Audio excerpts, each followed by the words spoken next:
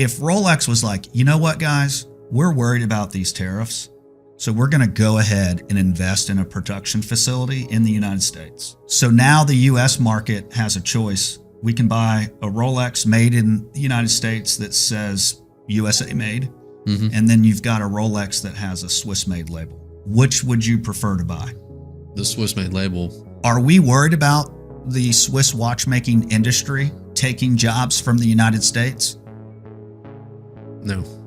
I think it's going to hurt them because then you put their product out of their realistic price point of what they should be. I mean, that's what a lot of folks that are in that $1,500 range, they want to pack a lot of punch. If you take that out, then I'm just going to save my money and I'm going to get something bigger. I don't think there's one watch company in the whole world that is going to accept less profit.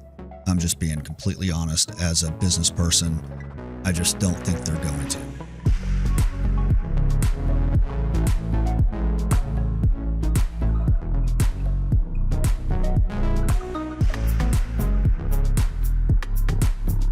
Okay, welcome to the Watch Bros. Today we're going to be talking about the new tariffs, or should I say like lack of tariffs or the ever-changing tariffs. What are they? So it was announced that there were going to be these tariffs, 31% for Swiss watches, I forget, 84% for Chinese imports. Up more. And now it's changed 145, I think. 125, 145. I don't know. It changes every single day. I know China announced this morning that they were going to also add on to what they announced. And then I don't know if... Probably not buying a Chinese watch. I'm more worried about Swiss. Since this morning, I don't know if Trump's come back out and said, he's going to add more. Yeah. I would like to say this is not a political video. I'll be honest with you. A lot of YouTubers have been like, don't get political in the comments. I'm going to turn comments off or I'm going to delete your comments. If you want to get political in the comments, go right ahead. I'm just going to say I probably will not respond to them. So before we get into all that, that's the meat of the video today. I'm going to do a quick wrist check. I am wearing my Haim World Timer, the Viejo, and I think that this is going to be a good watch to have on today for the discussion that we're about to have. This is a Microbrand.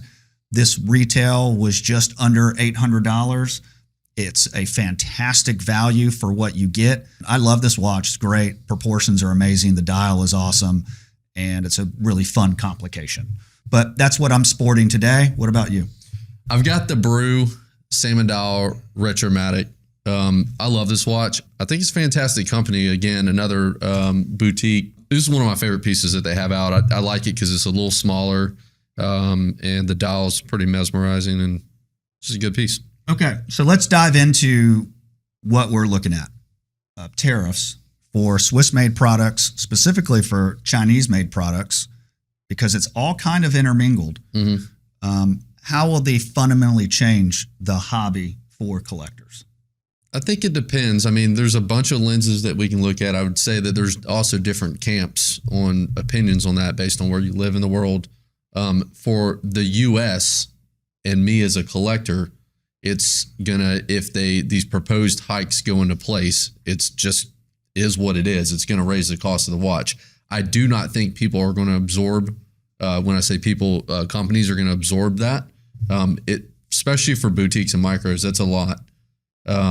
For a Rolex, they're so big they don't care. They're just going to incorporate it in their new pricing. So I think for us as collectors, these new tariffs and or the uncertainty of tariffs is going to create a few things. One is it's probably going to delay some shipments from some manufacturers. Any delay in those shipments because they're wanting to wait and see is going to create a shortage. And then that shortage could then increase prices. If it doesn't increase it on the retail side, which most likely that won't happen, on the secondary, you probably will see an increase on that side. So if you're used to buying a used Omega for a 30% discount, now you might only get a 15% discount because there's all of this uncertainty. Now, let's say that the tariffs are implemented. Right now, Trump announced that there was a 90-day pause although the import duty is still, he's implementing a 10% across everything for everyone. So it doesn't matter. Everything that's been brought or is being brought in is going to have a duty of 10%. If they do implement the 31%, it's going to be a massive change for us. And that is because I've heard the argument that, well, why can't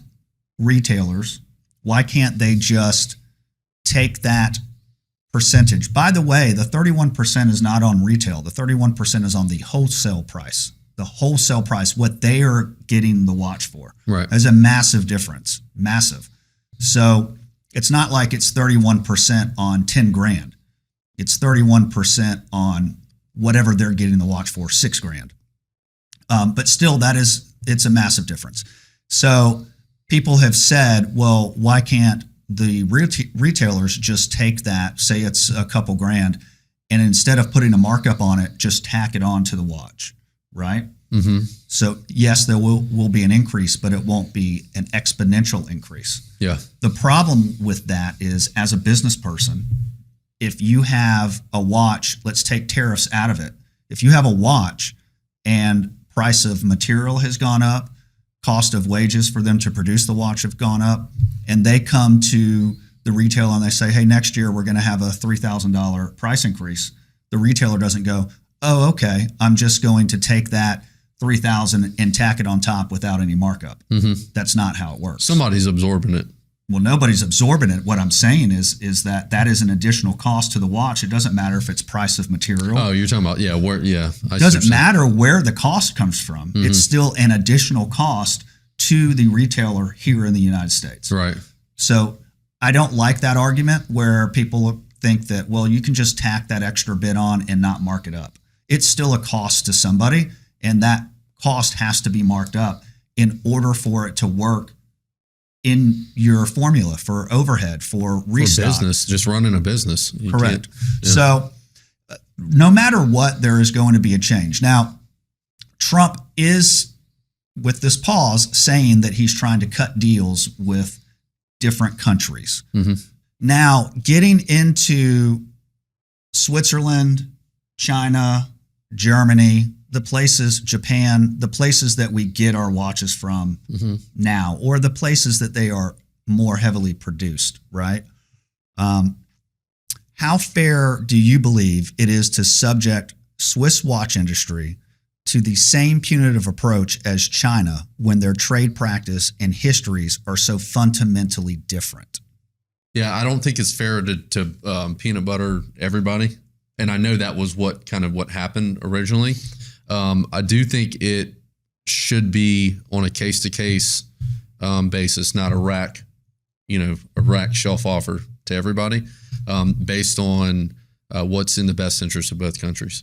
Personally, I don't know enough. I haven't got into like the geopolitical side of things to understand, and I am reading to understand what does that mean more. Yeah. Based on where certain houses come out of.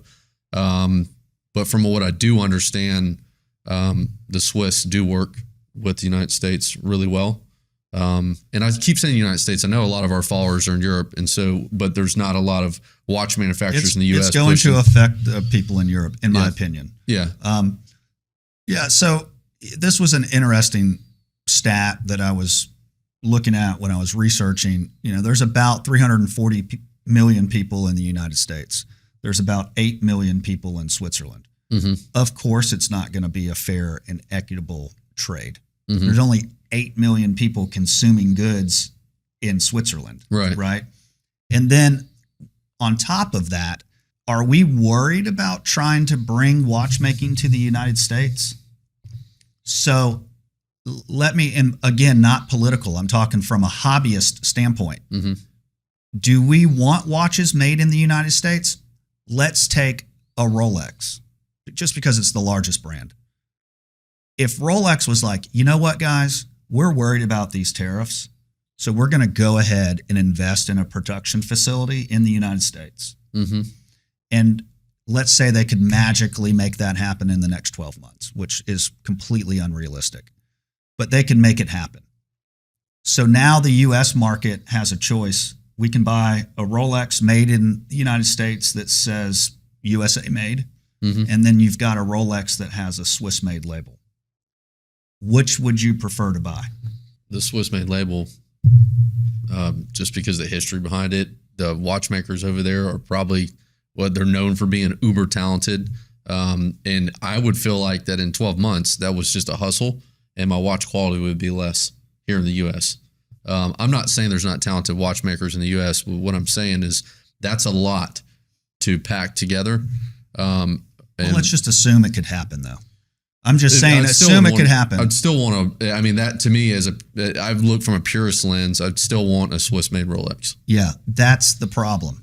Mhm. I would assume most of the viewers watching this also would fall into that same bucket. Yeah, or give me a discounted Rolex if it's a U.S. Not discounted. No, I want a Swiss. Right. Yeah. The reason for the tariffs ideologically are to try to create more jobs in the United States by bringing manufacturer and production and headquarters and all of that stuff here. I get that. And by the way, I think what we can do is dive into that deeper on Patreon. So if you're interested in the more economic, political side, what our opinions are, hop over to Patreon. And then that's what we're going to do in our after hours segment, is discuss that a little more in depth. But trying to take that out for now, I think that, are we worried about the Swiss watchmaking industry taking jobs from the United States? No. I don't believe anybody is worried about Switzerland taking jobs from the United States because they produce watches. So with that in mind, I don't believe that it's fair at all to compare Switzerland to China or compare Switzerland to Germany, where we buy a ton of cars. Of course, watches come from there too, but that's not the main industry. Well, I think that's where this is a hard subject not to get into tariffs too heavily, because the subject is tariffs and how it impacts watches. I think that's where, hopefully, my hope is that as they're striking deals, luxury goods is defined out of the tariff from Switzerland, or autos from Germany. And it's not, or, in luxury goods where we're not a threat to each other. Yeah. We're not robbing France, their champagne industry. Right. And so, or wines or whatever it may be. So why do we need sparkling wine is kind of big in the United States. But yeah. But I mean, why do we need to impose a tariff on something that we don't produce and we're not trying to produce? Yeah. In watches. Yeah. Correct. Yep. No, I agree. And I think that that's what people are losing in this. Some of the viewers, I'm sure, have already thought what we're talking about. I'm not saying that, but I also believe that there's some people that are heavily in favor of a more blanketed approach. And what I would say to you, if you're in favor of that, is just, are we worried about Switzerland taking jobs from the United States? And I think the answer is no. And I also think, to the other point, if watches were made in the United States, I'm not talking a new brand. That's not what I'm talking about. I'm just talking about an Omega, a Rolex, an AP, a Patek. Would you want that same watch at the same cost if it had USA made on it instead of Swiss made? The only twist, and I don't know if there's a caveat to this, and they do this with autos, is that if they did say have a hub like that makes watches here, and the watch comes 90% assembled and they're screwing a crown down, the problem with that it's going to be labeled USA. I get that, but you're still going to get 90% of the cost of the watch tariffed. Yeah, that's the issue. Oh, so they do a percentage of where it's made, even parts, and then we can get into that a little bit here now. Parts. So just because a watch is made, say it's in Omega, well, they may get some of their parts from China. Well, China right now has 125% tariff on it. So if 10% of the watch parts came from China, if 20% of the watch parts came from China, I'm just using Omega as an example, guys. Don't blow me up in the comments. Omega doesn't use any Chinese parts. Whatever. I'm just saying a watch manufacturer, because watch manufacturers, there are plenty that use Chinese parts. So those parts, that percentage, it all has to be declared when it comes over here. So now those parts are now going to be tariffed 125%. Yeah. So then it debunks even doing that. Just leave it in Switzerland. Correct. Like, why am I spend billions starting a facility here to import these, not get any. Well, because you would want to make the parts here. You would want to do an in-house production like Rolex does. You would want everything produced, parts made, everything. Yeah. That's how you would get around it. But I just don't think that that's realistic. Rolex, one of the most well-funded, or probably the most well-funded watch company in the world, is expanding, has been expanding for the last few years, and they're not going to be done until 2029. That's 4 years from now before they're done. Think about how long it would take us to create the infrastructure, build a facility, train skilled artisans to produce watches here. I mean, it's just not a realistic view at it. Regardless, it sounds like there will be a tariff imposed after this 90-day pause. There's going to be a deal struck. It's completely possible that, as you said, maybe there's some category of luxury good and the Swiss watch falls into that category and there is no tariff. I think that that is very slim. So I think we will see a tariff. So we have a couple of options, right? You could pass the cost on entirely to just the U.S. market. That's option one. The manufacturers could accept reduced profitability for the watches they sell to the U.S. So essentially they could eat it. You could distribute the price globally, right? So you could increase, kind of subsidizing U.S. cost. Subsidize the U.S. cost. You could increase retail pricing across the entire globe. Or you could just stop selling to the United States altogether. I don't think that that's realistic. So I think we could take number 4 off the table. Yep. And then really you've got 3 other options. I don't see number 1 passing the cost entirely onto the U.S. as realistic either. No. I think it would hurt the industry. The sales would plummet so much that that is not an option. We're such a large consumer that would, yeah. So you have 2 and 3 left. They accept less profit, or they distribute the price across the globe. Or a hybrid between the two. Could be a hybrid between the two. Yeah, could say. So I do know what like Chris Ward watches did. Christopher Ward, I got an email from them where that if you bought a watch after a certain date, the full tariff was in that. There was going to be a price hike. They did come back immediately, and I do have a huge respect for Christopher Ward. They did come back and email today that if you bought a watch for the higher price, they're going to refund it. Sure. Just because of the pause, it's doing what's right. And they're fairly large. They're not Rolex large, but I think it just depends on who the company is on how they'll handle it.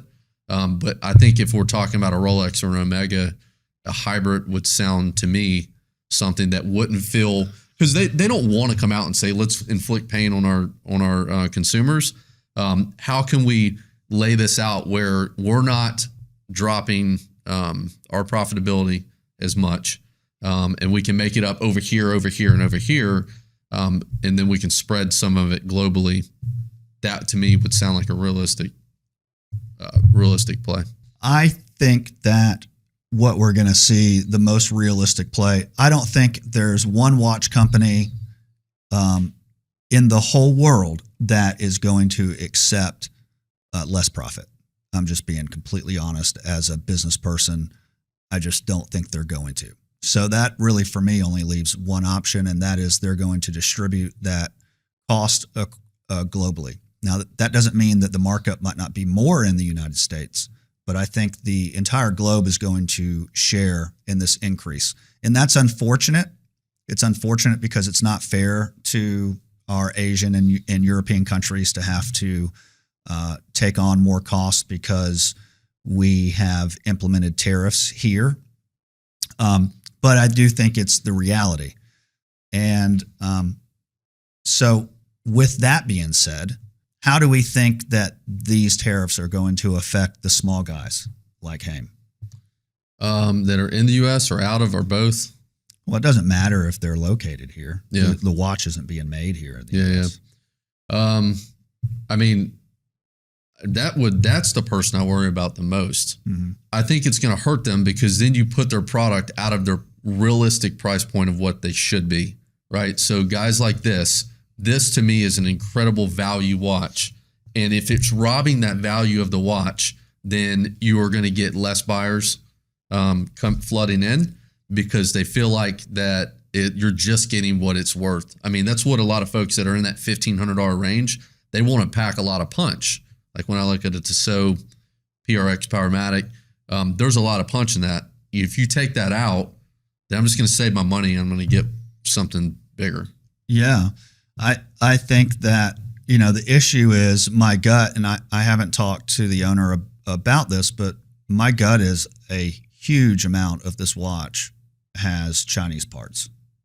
Think about at wholesale. Again, this is not at retail, but at wholesale, him having to pay, let's just call it 100% more, double more. That's crazy. On all of the different parts that he was buying. Yeah. What does that increase this watch to? Instead of it being sitting around $800, now this watch maybe is going to be $1,100 retail. Mm-hmm. Well, the whole idea behind this watch was it was a sub $1,000 world timer that was proportioned well and looked good and had a higher than value finish and look to it. Mm-hmm.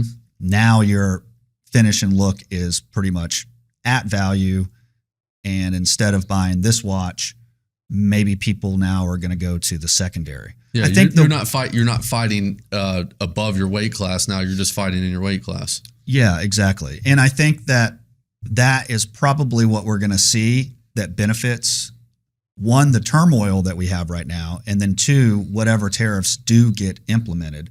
I think you're going to see a lot of people willing and wanting to buy on the secondary. And the secondary market is made up of really trustworthy, amazing dealers, but it's also made up of flippers. And so everybody that, gets pissed off with flippers, well, guess what? They're probably about to get a little fuel to the fire to help them out. We were just seeing them weed out of the business. Yeah. And then we have our short-term and long-term, which I think at this point, we can save that for Patreon. So I think what we'll do is we'll get into the short-term and long-term thoughts around this. We've touched on it a little bit already, but we can dive deeper. And then we can really dive more into the political aspect, what you and I honestly think. Mm-hmm. I don't know where you stand on it. We haven't had a lot of discussion around it. You don't really know where I stand on it. So I think we can have a good conversation around, do we think some of this is good? Do we think all of it is bad? Do we think some of it is bad? Whatever. Join us over at Patreon. Check out what our thoughts are. We're going to get into the long-term impact and just what our general opinion is about all of this. All right? Sounds good. We'll see you there. Bye.